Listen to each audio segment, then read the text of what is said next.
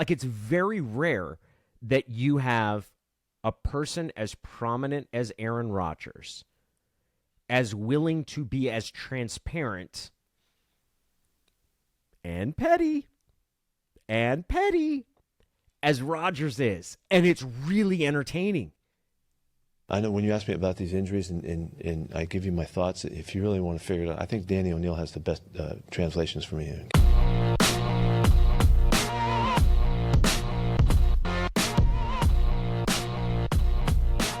Did you miss me? Not really, right? Hi, it's Danny O'Neill. This is the Dang Apostrophe. Back from a little bit of a hiatus with a little bit of renewed vigor, some focus, a little bit of beef from Aaron Rodgers. But first, well, we got a little bit of excitement from the Seattle Mariners, who refused to get swept out of Seattle when it comes to the New York Yankees. Another look at second base. Now the pitch. Swing, line drive, right field. They should do it. Caballero's coming to third base, and he can crawl home. And Cal Raleigh wins it in the 10th inning. The Mariners take down the Yankees tonight in Seattle. Cal Raleigh, hero again, and the Mariners win this baby 1-0. Salvage a game in the series, and they prevent the Yankees from sweeping here in Seattle for the first time since 2014. And a baby Cal. Cal Raleigh with I guess it does go down as a single down the right field line, scoring Jose Caballero, and the Mariners avoid the sweep. They were outscored in those 3 games against the Yankees, 20-7, but, well, they went 1-2, which is respectable. I actually saw the Yankees on Sunday. They beat the San Diego Padres in what was a pretty exciting game. Yankee Stadium is a chore. Like, it is a full effort to get up there. We had a subway breakdown, had to get off the subway, get into cabs, wade through the line, and then watch what was, well, Aaron Judge homered in the second inning. I was in the concourse there, hadn't quite made it to the seats, and Judge kept walloping the Mariners through those first 2 games, but they rally behind George Kirby's strong start. They win 1-0 in the 10th and end a homestand that was, well, by all measurements, really, really successful, even in spite of those 2 losses in the 3 games to the Yankees, however. Always helps when you play 4 against the Oakland A's. The main story I want to talk about today is grudges. Yes, grudges. I've spent a fair amount of the last year and a half dealing in one way or another with the topic of grudges, my tendency to hold them, how I use them in terms of compartmentalizing emotions, preventing closure. All of those things are kind of tied into some of the writing that I've been doing about me and about my family, my history, my relationship with my stepfather. But in general, it's come out in a couple different ways. The friction that I had at one point with Dave Mahler, Softy Mahler, that is, in my mind, completely smoothed over. Other issues that I've had, either with people I've encountered in my work or people that I've worked with, and learning to process through that. I've learned that my tendency to hold grudges, perhaps not healthy, not the best way for me to do it, but there is a part of me, well, it's not even a small part, it's like a bigger part of me that kind of respects and admires the ability to properly hold a grudge. No, I love my grudges. I tend to them like little pets. Never forgive, never forget. So from the HBO series Little Lies, or more recently with a little bit of pop culture reference. Is that what Vanderpump Rules is? Or is that just trash TV? I'm not sure.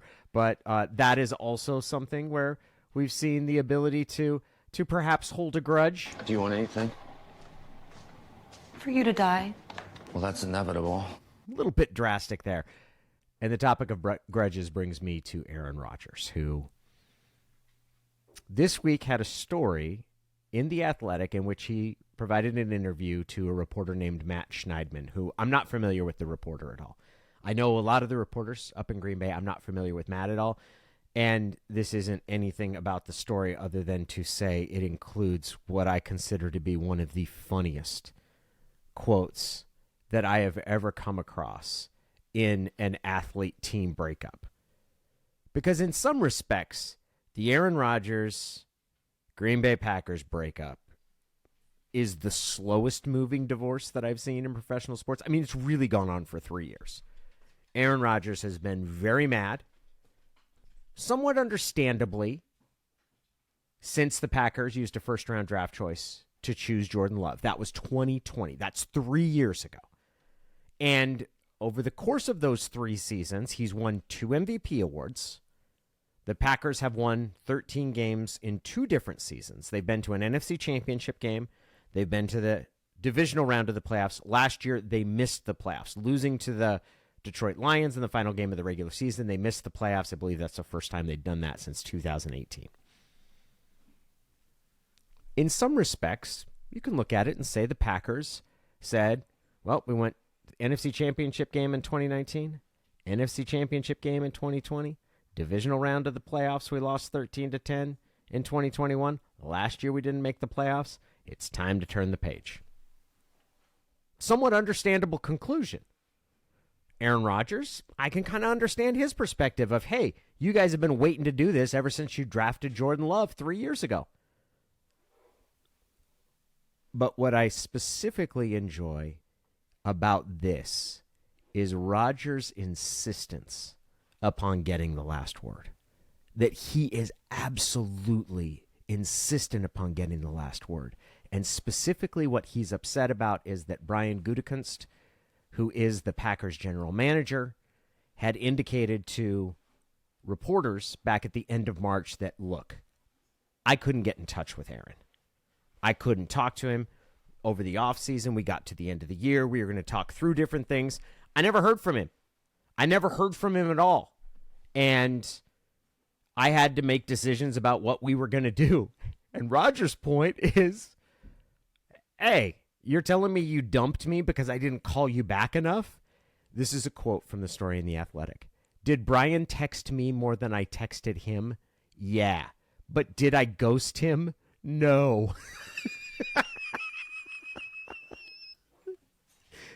It's like 20-year-olds arguing over who broke up with who. What actually was the precipitating incident? It's clear these two sides did not like each other anymore. And that between the two, Rodgers was the one who was less flexible, which I'm not blaming him for. Like, he has every right to be mad and to drag his feet.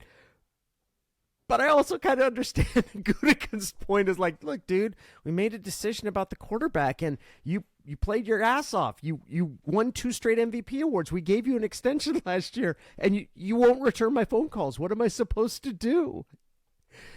The quote about texting him and ghosting continues.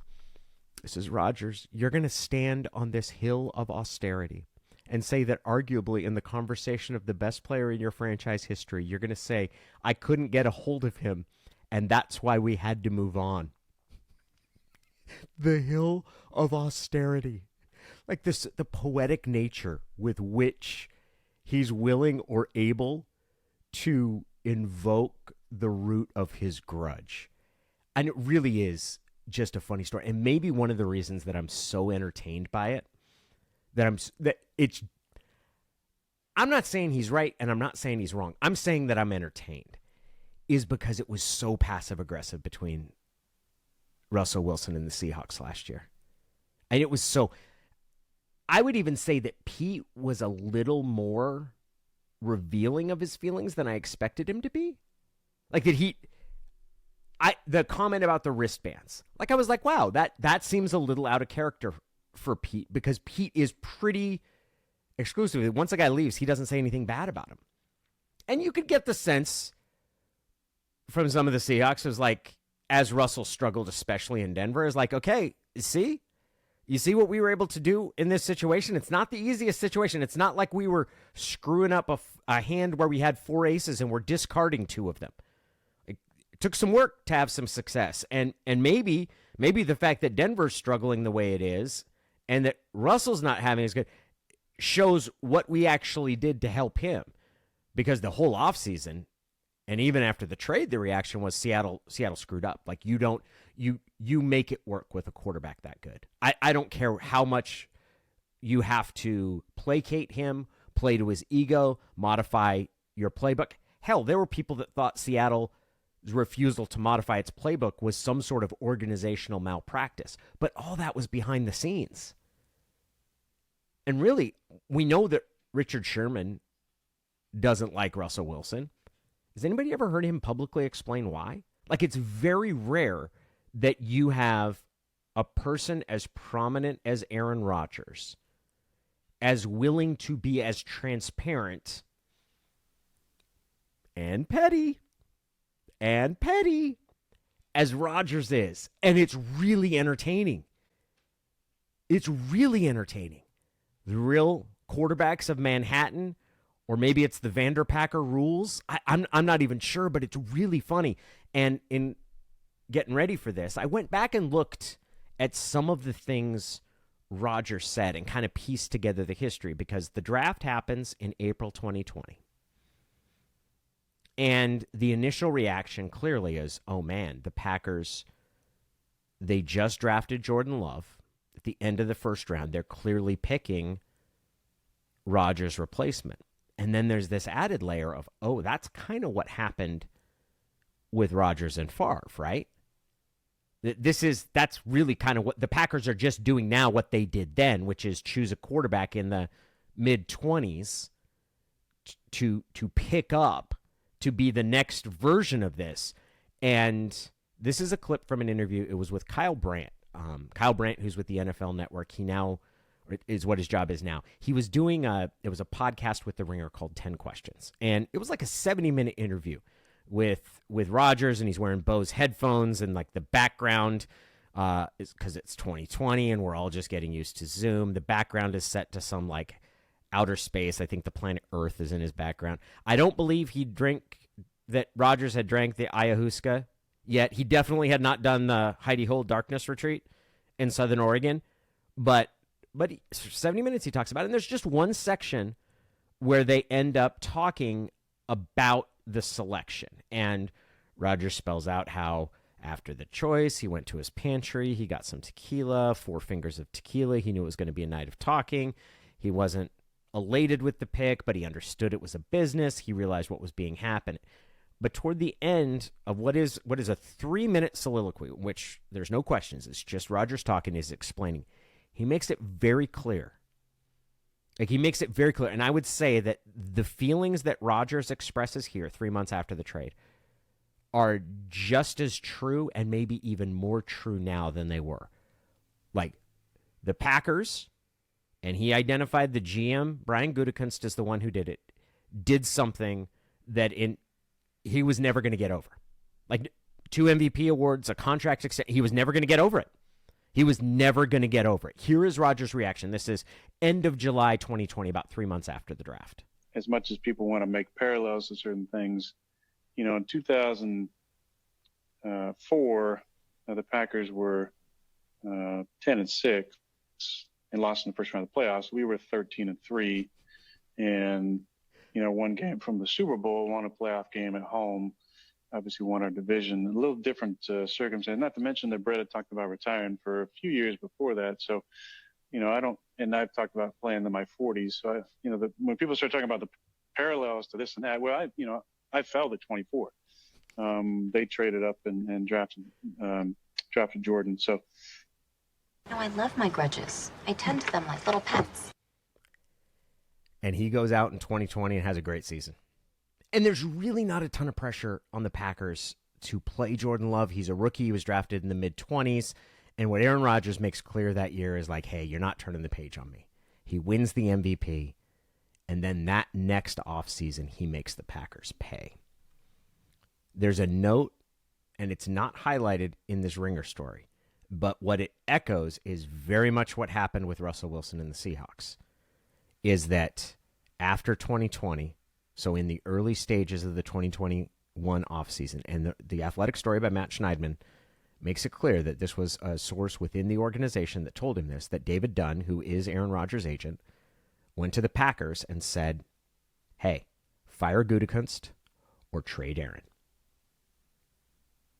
That sounds an awful lot like what we heard from an Athletic story about the Seahawks and Russell Wilson, in which after the 2021 season, Russell Wilson, however he did it, communicated to ownership of like, hey, I'll stay as long as you turn over the guys at the top. And I don't know how that was communicated. And I'm not even sure that the Athletic story spelled out how that was communicated, but I don't doubt that that sentiment was expressed, just like I don't doubt this story. I'm sure Rodgers did. It was like, look, dude, I played my butt off, either him or me. None of that was reported. The first time, and I went back and looked this up yesterday, the first time that we heard about Rodgers' unhappiness with the Packers was the day of the draft. The day of the draft 2021, the Thursday of the draft.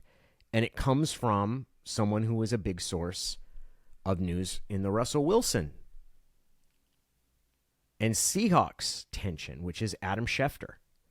And what Schefter reported was he kind of, on that day of the draft, he had a tweet that said basically that the Packers and Aaron Rodgers, like Rodgers had communicated to some members of the Packers that he wanted to be traded.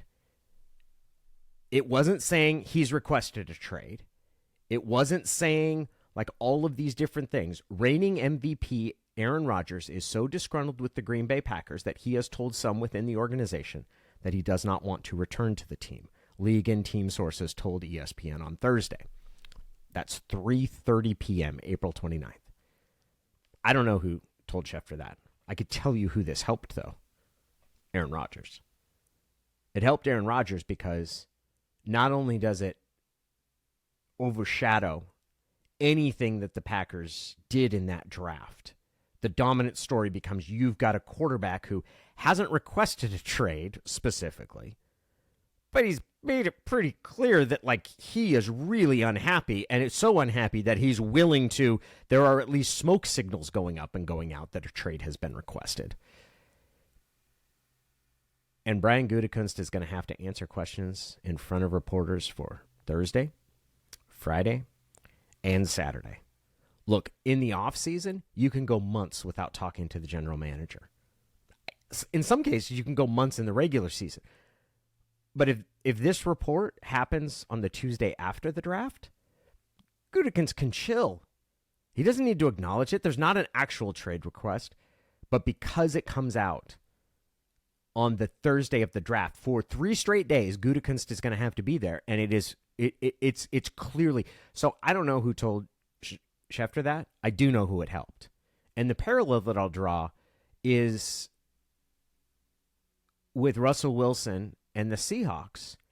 There were very clear reports through Adam Schefter that were clearly to Russell Wilson's benefit. There was a story leading up to Russell's final home game of the 2021 season, kind of wondering if this is it. Is this his last game in Seattle as a Seahawks quarterback? I know that the report of the trade, the initial report, which Schefter did break, was done at a time when, according to what I've heard from the team, where Wilson had gotten onto a plane, so wasn't available to talk to anyone from the team, and that it essentially broke in a way that made the Seahawks certain that Russell's side of the negotiations had told him what was happening. I don't know if that's true. I know that's what people with the Seahawks believe. And so it's really interesting to watch the power politics, how they play out, and how players do have an attempt to use leverage. And really, their only leverage is creating a little bit publicly compromising positions for the team employees. And I'm not saying they're wrong to do that. Like, the entire power structure of the NFL is stilted in a way that benefits the teams, from media availability, like all sorts of things. But it's interesting to watch that. And then when you get a player like Rodgers, who is so, he's transparent. Like, I don't know if it's his desire to have the last word or it's just his desire to be right, but he makes it clear, or someone makes it clear on his behalf, or Schefter just happens to find out at the most embarrassing moment for Sam Gutekunst, or for Brian Gutekunst, that the quarterback is looking to potentially be traded. He's so unhappy. And then you don't hear from Rodgers again until what? And he shows up at training camp. And so this is July 2021. Rodgers is the reigning MVP, and he arrived at training camp, and he gave like a 17-minute press conference in which he enumerated a number of things that he was unhappy with. And it started with how veterans got treated, kind of on their way out, sometimes not offered contracts. It included him offering to recruit potential free agents and not being taken up on that. And then in March, he addresses the idea that he was unhappy, that he had been unhappy the previous March with the team. And here's Rodgers' answer. If you can't commit to me past 2021, and I'm not a part of the recruiting process and free agency, if I'm not a part of the future, then instead of letting me be a lame duck quarterback, if you want to make a change and move forward, then go ahead and do it.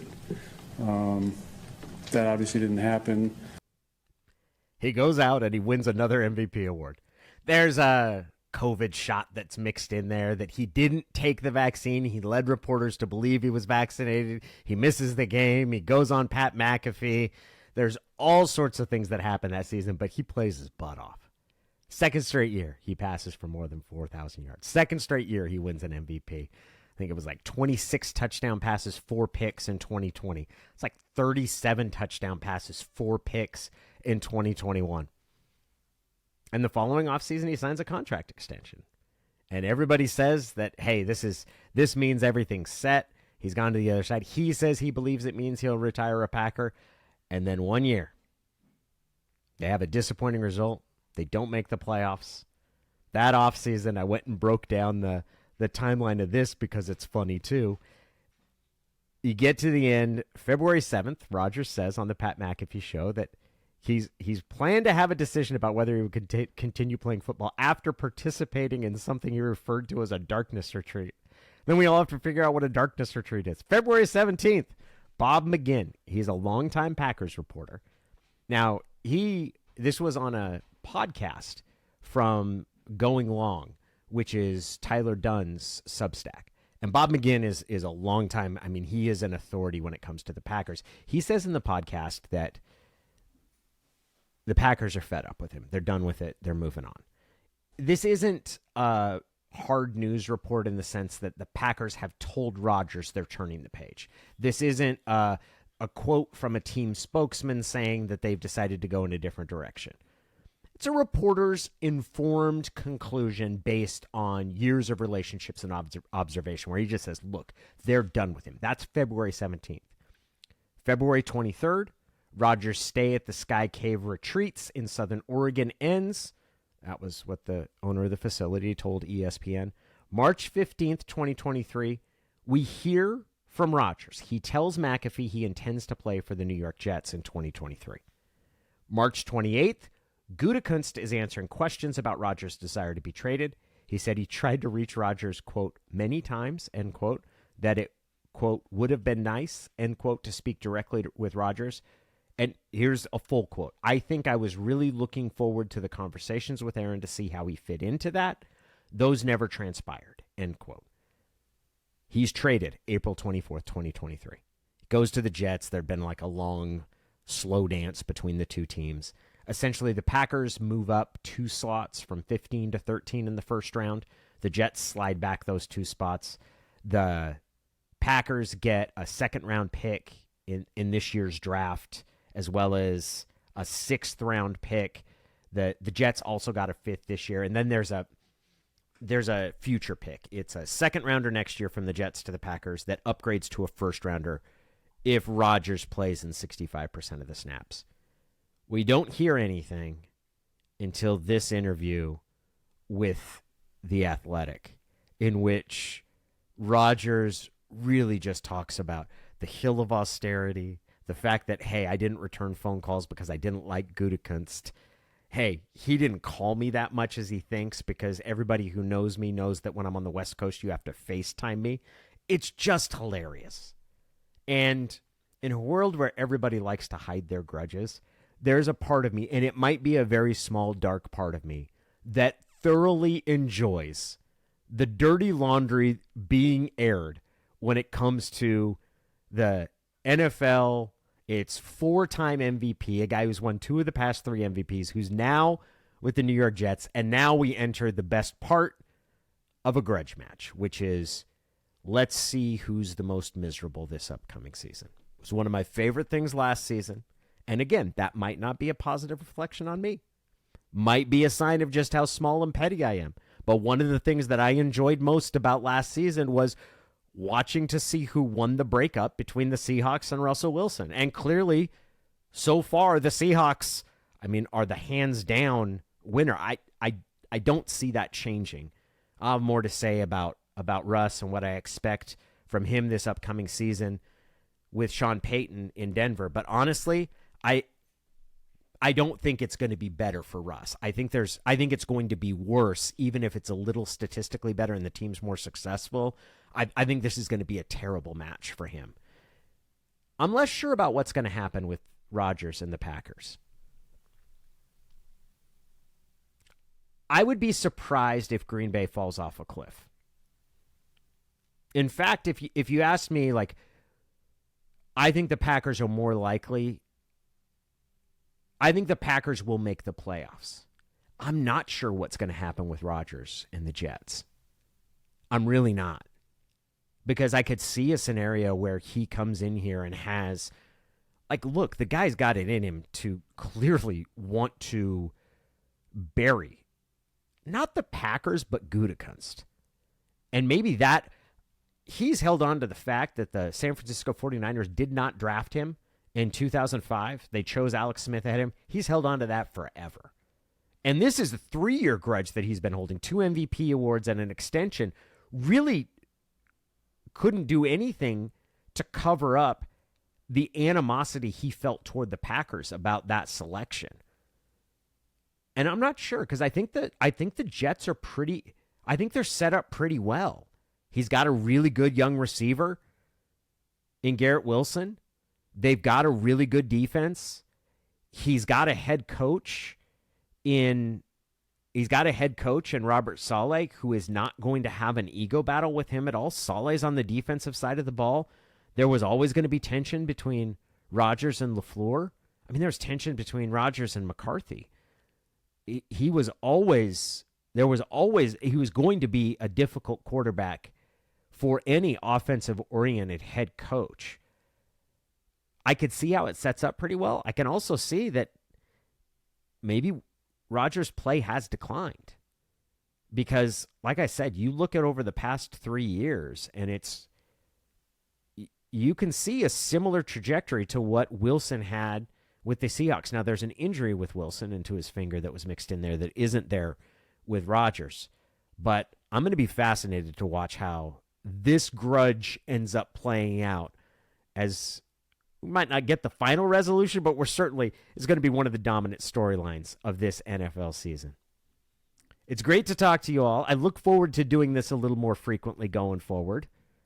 You can also check out the Say Who, Say Pod podcast, which I do each week with Christian Capel. Read the Dang Apostrophe, and I've also got some other new projects that'll be coming up that you'll be able to check out on DannyO'Neill.com. It's Danny O'Neill. This is the Dang Apostrophe. Hanging around.